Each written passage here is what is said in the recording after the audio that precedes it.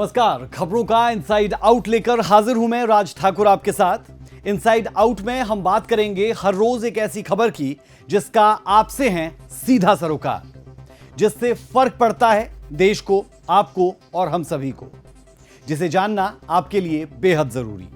Inside out में आज बात होगी पहलगाम आतंकी हमले के बाद हुए सरकार के बड़े एक्शंस की, एक ऐसे एक्शन की जिसकी पाकिस्तान ने शायद कभी कल्पना भी नहीं की थी। उन एक्शंस पर विस्तृत जानकारी आपको देंगे, फैक्ट चेक के साथ तमाम जानकारियां, इंफॉर्मेशंस आपके साथ साझा करेंगे। वसुदेव कुटुंबकम यानी पूरी दुनिया परिवार के समान है, यह है हमारे देश का मोटो, भारत का दुनिया के लिए रुख। लेकिन वहीं पाकिस्तान के लिए भारत किसी दुश्मन से कम नहीं, जिसके लिए खून से खेलना अब उसका शौक बन चुका है। लेकिन उसकी कायराना हरकत का हिंदुस्तान उसे समय समय पर जवाब भी देता आया है। पहलगाम में हुआ आतंकी हमला पूरे भारत पर चोट कर गया। पाकिस्तानी सेना की यह सोची समझी साजिश थी जिसे पहलगाम में अंजाम दिया गया। पहलगाम की बेसरन घाटी में हुए इस हमले में भारत ने अपने 26 नागरिकों को खो दिया। इस आतंकी हमले के बाद पीएम नरेंद्र मोदी की अध्यक्षता में फौरन एक मीटिंग ली जाती है और पाकिस्तान पर किए जाते हैं 5 प्रहार।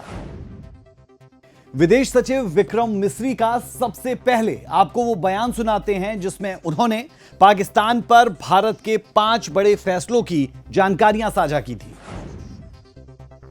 पहला प्रहार, जिसे वाटर स्ट्राइक कहा जा रहा है, यानी सिंधु जल समझौते को रद्द करना।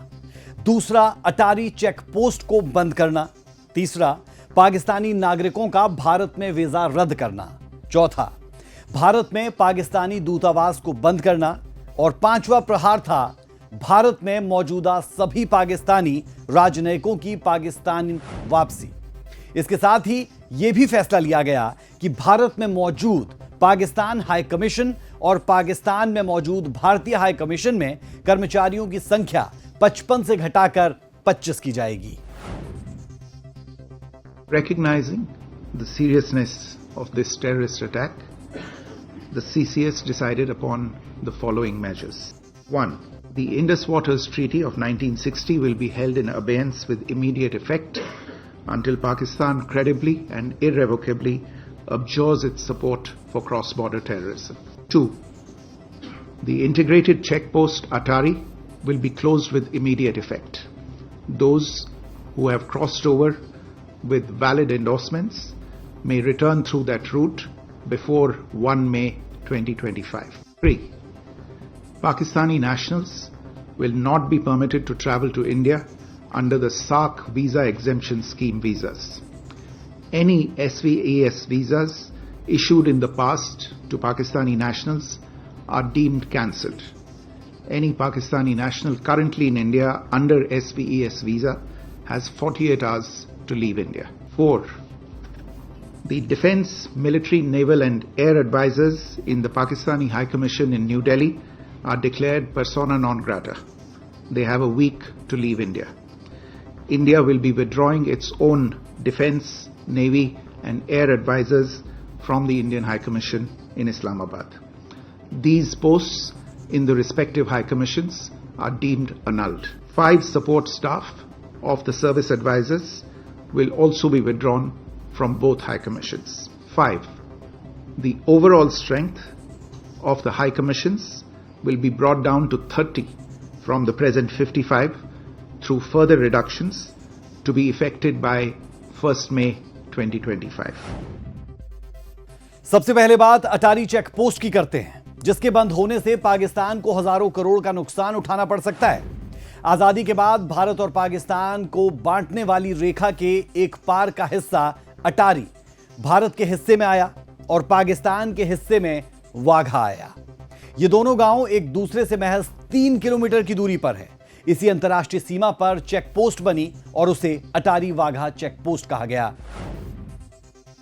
अटारी चेक पोस्ट, इसे पाकिस्तान के लिए भारत का इकलौता ऑपरेशनल लैंड रूट कहा जा सकता है। भारत इस रूट से सब्जियां, सोयाबीन उत्पाद, लाल मिर्च और प्लास्टिक मटेरियल एक्सपोर्ट करता है, जबकि अफगानिस्तान से dry fruit, rock salt, cement और दूसरे उत्पाद पाकिस्तान के रास्ते इसी रूट से भारत आते हैं। 2017 से 2024 तक इस रूट से औसतन 4000 करोड़ का व्यापार हर साल हुआ है। अब बात सिंधु समझौते की करते हैं, जिसे दोनों देशों की ओर से आज तक कभी रद्द नहीं किया गया। लेकिन पहलगाम में पाकिस्तान की ओर से ऐसी नीच हरकत को अंजाम दिया गया, जिसके बाद शांति और सौहार्द पर जोर देने वाले हमारे देश भारत को भी ऐसा सख्त फैसला लेना पड़ा। सिंधु जल समझौता भारत और पाकिस्तान के बीच 1960 में हुआ एक जल बंटवारा समझौता है। इस समझौते पर तत्कालीन भारतीय प्रधानमंत्री जवाहरलाल नेहरू और तत्कालीन पाकिस्तानी राष्ट्रपति अयूब खान ने हस्ताक्षर किए थे। खास बात यह कि इस समझौते पर बातचीत 9 साल तक चली थी। लेकिन इस समझौते की जरूरत आखिर पड़ी क्यों, चलिए आपको समझाते हैं। 1947 में भारत के विभाजन के बाद से ही सिंधु नदी 4 देशों भारत, पाकिस्तान, चीन और अफगानिस्तान के बीच विवाद का विषय रही। ये नदी तिब्बत से निकलती है। भारत ने 1948 में कुछ समय के लिए पाकिस्तान को पानी देना बंद कर दिया था, लेकिन बाद में युद्ध विराम के बाद इसे बहाल कर दिया गया। पाकिस्तान ने इस मामले को संयुक्त राष्ट्र में उठाया और भारत पर कई पाकिस्तानी गांवों को पानी की आपूर्ति रोकने का आरोप लगा दिया। संयुक्त राष्ट्र की सिफारिश पर विश्व बैंक ने 1954 में यह समझौता किया। अंततः 19 सितंबर 1960 को इस पर हस्ताक्षर किए गए। सिंधु जल संधि में सिंधु नदी और उसकी 5 सहायक नदियों के जल बंटवारे की शर्तें बनाई गई। इस संधि के अनुसार भारत को 3 पूर्वी नदियों पर नियंत्रण प्राप्त हुआ, जो है रावी, ब्यास और सतलुज। संधि के मुताबिक इन तीनों पूर्वी नदियों का पूरा पानी भारत के उपयोग के लिए रहेगा, जब तक कि कोई भी अवांछित स्थिति उत्पन्न ना हो जाए। वहीं संधि के अनुसार पाकिस्तान को 3 पश्चिमी नदियों पर नियंत्रण मिला, जो है सिंधु, चिनाब और झेलम। चूंकि ये पश्चिमी नदियां भारत से होकर ही पाकिस्तान पहुंचती है, इसलिए भारत ने अब समझौते को सस्पेंड कर दिया है और आने वाले समय में अगर समझौता रद्द ही रहता है तो पाकिस्तान को पानी की बूंद बूंद के लिए तरसना पड़ सकता है। तीसरा जो कड़ा प्रहार भारत ने पाकिस्तान पर किया, वो था पाकिस्तानी नागरिकों का भारत में वीजा रद्द करना। यानी जो भी पाकिस्तानी नागरिक भारत में वीजा लेकर रह रहे थे, उसे तुरंत वापस लौटने के आदेश जारी कर दिए गए। फिर वो घूमने आया हो, पढ़ने आया हो या कोई और कारण हो। भारत की ओर से जब यह कार्रवाई शुरू की गई तो हजारों ऐसे पाकिस्तानी चेहरे भी सामने आए जो बरसों से भारत में ही रह रहे हैं। कुछ ऐसी भारतीय महिलाएं भी थी जिनके पति पाकिस्तान से हैं, लेकिन वो अपने कुनबे के साथ भारत में रह रही हैं। पाकिस्तान की ओर से इन महिलाओं का वीजा अब तक नहीं दिया गया है। आंकड़ों पर गौर करें तो भारत 1 मई तक कुल 926 पाकिस्तानी नागरिकों को भारत से वापस भेज चुका है। अकेले दक्षिण भारत की अगर बात करें तो दक्षिणी राज्यों में करीब 600 पाकिस्तानी नागरिक ट्रेस किए गए, जिनमें से कुछ लॉन्ग टर्म वीजा तो कुछ शॉर्ट टर्म वीजा पर भारत में रहने के लिए आए। केरल में 102 पाकिस्तानी नागरिक थे, जिनमें से लगभग आधे इलाज के लिए मेडिकल वीजा पर है। तमिलनाडु में करीब 180 से 200 पाकिस्तानी नागरिक अल्पकालिक वीजा पर थे। मध्य प्रदेश में शॉर्ट टर्म वीजा पर रह रहे 228 पाकिस्तानी नागरिकों को वापस लौटने का निर्देश दिया गया। वहीं गुजरात में रह रहे पाकिस्तानी नागरिकों को दीर्घकालीन वीजा पर गुजरात में रह रहे थे, उन्हें फिलहाल डिपोर्ट करने का निर्देश नहीं दिया गया। जो लोग वीजा लेकर के यहाँ आए हैं या वीजा सर्च कर लें, कोई व्यक्ति कोई ऐसे भी घुस जाता है, हमारी पुलिस उसको देख रही है कि ऐसे सब लोगों को ट्रेस करके उनको हरियाणा से बाहर करने का काम करें। हमारे प्रदेश के अंदर उनका कोई स्थान नहीं है। करीबन 300 से ज्यादा शंकास्पद घुसपैठियों की तहकीकात चालू की है। अभी भी ये तहकीकात चालू है। हो सकता है इसमें से ज्यादातर लोग इलीगल हो। इस बीच एक हैरान करने वाला मामला मुरादाबाद से सामने आया, जहां रह रही 22 पाकिस्तानी महिलाओं ने भारतीय पुरुषों से शादी की और फिर लॉन्ग टर्म वीजा पर यहीं पर बस गई, यानी भारत में ही रह गई। इस दौरान सभी के मिलाकर कुल 95 बच्चे हैं, जिनमें से कई अब वयस्क हो चुके हैं। क्योंकि इन बच्चों का जन्म भारत में हुआ है, इसलिए वो भारतीय नागरिक के हकदार माने जा सकते हैं। पेच ये भी है कि उनकी मां अभी भी पाकिस्तानी नागरिक है और उनकी नागरिकता की प्रक्रिया लंबित है। इसमें हम लड़कियों का या जो शादी करके आई हैं, जो ये विजिटर हैं, उनका क्या कसूर है? अब मुझे बताएं कि 3 साल पहले हमारी शादी हुई थी और मेरा वीज़ा 2 साल बाद जाके अब लगा था, 2 माह पहले, और मैं बहुत मुश्किलों के बाद यहाँ आई थी। मुझे नहीं पता था कि मुझे एकदम से यूँ जाना पड़ेगा। कि जो अटैक हुआ है उसका तो हम सबको दुख है, बेकसूर लोगों की जानें गई हैं, लेकिन उन सब में हमारा तो कोई कसूर नहीं है ना। जिस तरह अब हमारा वीज़ा 9 साल बाद लगा है और अब एकदम से हमें उन्होंने हमें रूल्स बताया, हमने उन पे फॉलो किया है। LTV के लिए भी हमने अप्लाई कर दिया था, जो उन्होंने टाइम की लिमिट बताई थी, और अब एकदम से वो हमें बोल रहे हैं कि ये जो सब कुछ हुआ है इसकी वजह से आपको रिटर्न करना है। जी, यहाँ का नहीं बना हुआ हमारा पासपोर्ट। हम ऐसे पाकिस्तानी नेशनल्स वहाँ से पासपोर्ट अप्लाई करके थ्रू लीगल तरीके से आए थे हम। ठीक है, हम यहाँ पे 17 सालों से, हम 2008 में आए थे, 24/11/2008 में। तो हमने विद इन 15 डेज यहाँ पे आते ही हमने वीज़ा स्टे करवाया था। तो उस टाइम पे स्टेटहुड भी था, ठीक है, तो इनका अपना ये था।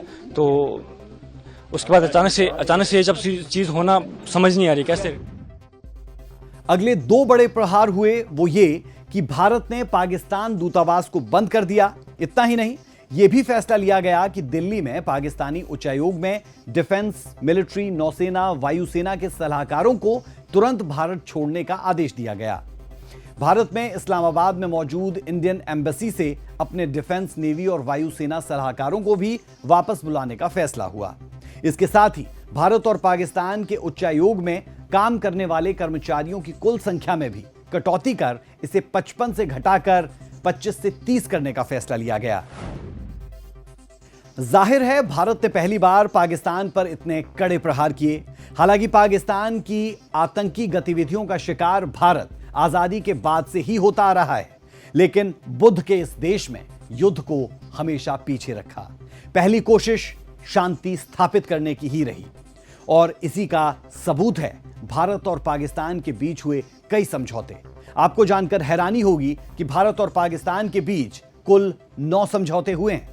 इन समझौतों पर अगर एक सरसरी नजर डालें तो इसकी शुरुआत 1949 से शुरू हो चुकी थी और यह सिलसिला चलता ही रहा। तो चलिए शुरू करते हैं 9 समझौतों की फहरिस्त। पहला समझौता कराची समझौता 1949। 27 जुलाई 1949 को हुआ यह पहला सैन्य समझौता था, जिसमें जम्मू कश्मीर में युद्ध विराम रेखा स्थापित की गई। इस रेखा की देखरेख भारत और पाकिस्तान के लिए संयुक्त राष्ट्र आयोग करता था। इसका उद्देश्य भारत और पाकिस्तान के बीच पहले युद्ध को समाप्त करना था। 1950 में हुआ नेहरू लियाकत समझौता। 8 अप्रैल 1950 को नई दिल्ली में भारतीय प्रधानमंत्री जवाहरलाल नेहरू और पाकिस्तानी प्रधानमंत्री लियाकत अली खान ने एक संधि पर हस्ताक्षर किए, जिसका उद्देश्य भारत के विभाजन के बाद शरणार्थियों की संपत्तियों की सुरक्षित वापसी, दोनों देशों में अल्पसंख्यकों के अधिकारों की गारंटी देना और दोनों देशों के बीच युद्ध को रोकना था। 1960 का सिंधु जल समझौता, जिसमें विश्व बैंक में मध्यस्थता की भूमिका निभाई थी। समझौते के तहत रावी, सतलुज और ब्यास नदियां भारत को दे दी गई, जबकि सिंधु, झेलम और चिनाब नदियों के पानी पर पाकिस्तान को अधिकार मिला। 1966 का ताशकंद समझौता। भारत और पाकिस्तान के बीच 1965 की जंग खत्म होने के बाद 10 जनवरी 1966 को ताशकंद, उज्बेकिस्तान में शांति समझौते पर हस्ताक्षर किए जाते हैं। 1972 का शिमला समझौता। 2 जुलाई 1972 को हिमाचल प्रदेश में भारत और पाकिस्तान के बीच शिमला समझौता होता है। भारत ने 90,000 से ज्यादा पाकिस्तानी सैन्य युद्धबंदियों को रिहा किया और कब्जे वाले पाकिस्तानी क्षेत्र से अपने सैनिकों को वापस बुला लिया। 1973 का दिल्ली समझौता। 9 अप्रैल 1973 को हुआ यह समझौता एक त्रिपक्षीय समझौता था और द्विपक्षीय संधि थी। शिमला समझौते के बाद दोनों पक्ष युद्धबंदियों और नागरिक कैदियों को वापस भेजने पर सहमत होते हैं। 1988 में हुआ India Pakistan non attack agreement. दोनों देशों ने 21 सितंबर 1988 को इस्लामाबाद में गैर परमाणु आक्रमण समझौते पर हस्ताक्षर किए। पाकिस्तान का प्रतिनिधित्व प्रधानमंत्री बेनजीर भुट्टो ने किया, जबकि भारत का प्रतिनिधित्व प्रधानमंत्री राजीव गांधी ने किया। इसके बाद 1992 में भारत और पाकिस्तान ने नई दिल्ली में केमिकल वेपन के उपयोग पर प्रतिबंध लगाने वाले एक संयुक्त घोषणा पत्र पर भी हस्ताक्षर किए थे। 1999 में हुई लाहौर घोषणा, लाहौर डिक्लेरेशन, भारत और पाकिस्तान के बीच एक द्विपक्षीय समझौता और शासन संधि थी। पाकिस्तान के प्रधानमंत्री नवाज शरीफ और भारत के प्रधानमंत्री अटल बिहारी वाजपेयी ने इस संधि पर हस्ताक्षर किए थे। 2003 में हुआ LOC युद्ध विराम समझौता। कारगिल युद्ध के 4 साल बाद नवंबर 2003 में युद्ध विराम समझौता हुआ था। 21 फरवरी 2003 LOC संघर्ष विराम समझौते के प्रति प्रतिबद्धता की पुष्टि हुई। भारत और पाकिस्तान ने फरवरी 2021 में नियंत्रण रेखा पर 2003 के संघर्ष विराम समझौते का सख्ती से पालन करने के लिए एक संयुक्त बयान जारी किया। समझौते एक नहीं कई हुए, मकसद एक ही था, शांति बनाए रखना, सीजफायर पर काम करना। लेकिन एक बार नहीं, पाकिस्तान ने इन समझौतों को बार बार, कई बार लगातार तोड़ा है। भारत के दृढ़ संकल्प को दोहराना चाहूंगा कि टेररिज्म के खिलाफ हमारी जीरो टॉलरेंस की पॉलिसी है। भारत का एक एक नागरिक इस कायरतापूर्ण हरकत के खिलाफ एकजुट है और हम सिर्फ उन लोगों तक नहीं पहुंचेंगे जिन्होंने इस घटना को अंजाम दिया है, हम उन तक भी पहुंचेंगे जिन्होंने पर्दे के पीछे बैठकर हिंदुस्तान की सरजमी पर ऐसी नापाक हरकतों की साजिशें रची हैं। भारत एक इतनी पुरानी सभ्यता और इतना बड़ा देश है जिसको ऐसे किसी भी आतंकी गतिविधियों से किसी भी सूरत में डराया नहीं जा सकता। देश, हमारे लोग विश्व बंधुत्व की बात करते हैं, वहीं अपनी सुरक्षा में भी किसी प्रकार का समझौता नहीं करते। हमको दुनिया में अगर अपने आप को यानी एग्जिस्टेंस, अपना अस्तित्व बना करके रखना है तो हमको वो दिन याद रखने पड़ेंगे कि ये देश 1000 से ज्यादा साल पराधीन रहा। इस पराधीनता को हमने उखाड़ के फेंका है, लेकिन हमारी जो स्वतंत्रता है, संप्रभुता है, ये आगे लंबे काल तक हमेशा के लिए बनी रहे, इसके लिए हम तैयारी भी पूरी करते हैं। प्रधानमंत्री मोदी जी का स्पष्ट संदेश हर भारतवासी की भावना का, 140 करोड़ भारतीयों की भावना का प्रतिबिंब है। आतंकवादी और उनके समर्थकों को अब बख्शा नहीं जाएगा, नहीं जाएगा, नहीं जाएगा। ये नया भारत है जो आतंकों को जड़ से उखाड़ फेंकेगा। मोदी सरकार की जीरो टॉलरेंस की नीति ये केवल नारा नहीं है, हमारी कमिटमेंट है, वचनबद्धता है। मोदी जी का संदेश दुनिया भर के आतंक के आकाओं को साफ चेतावनी है कि भारत अब सहता नहीं है, जवाब देता है और निर्णायक जवाब देता है। विकसित भारत किसी को छेड़ता नहीं है। विकसित भारत अनावश्यक रूप से किसी के कार्यों में हस्तक्षेप नहीं करता है, और ये तो इतिहास रहा है हमारा। बेवजह हमने किसी देश के कार्य में कभी भी हस्तक्षेप नहीं किया, लेकिन अगर कोई हमारे आंतरिक मामलों में हस्तक्षेप करके हमारे नागरिकों को छेड़ता है, उनकी सुरक्षा में सेंध लगाता है, तो नया भारत जो विकसित भारत की आधारशिला बन चुका है वह उसको छोड़ता भी नहीं है, उसकी मांद में घुस करके उसको जवाब देता है। पाकिस्तान से संबंध सुधारने की कोशिश प्रधानमंत्री नरेंद्र मोदी की ओर से भी लगातार की गई। 2014 में बीजेपी सरकार जब लोकसभा चुनाव में जीती और नरेंद्र मोदी को प्रधानमंत्री के रूप में शपथ लेना तय हुआ, तो उन्होंने पड़ोसी मुल्क पाकिस्तान के पीएम नवाज शरीफ को शपथ ग्रहण समारोह का आमंत्रण भेजा। इसके बाद पीएम नरेंद्र मोदी का लाहौर दौरा तो अमेरिका तक में हेडलाइंस बटोर गया। दिसंबर 2015 में पीएम मोदी नवाज शरीफ के जन्मदिन पर लाहौर पहुंचे थे।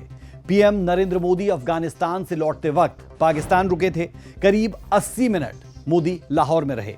मोदी ने शरीफ की पोती मेहरुनिसा की शादी में शिरकत भी की थी।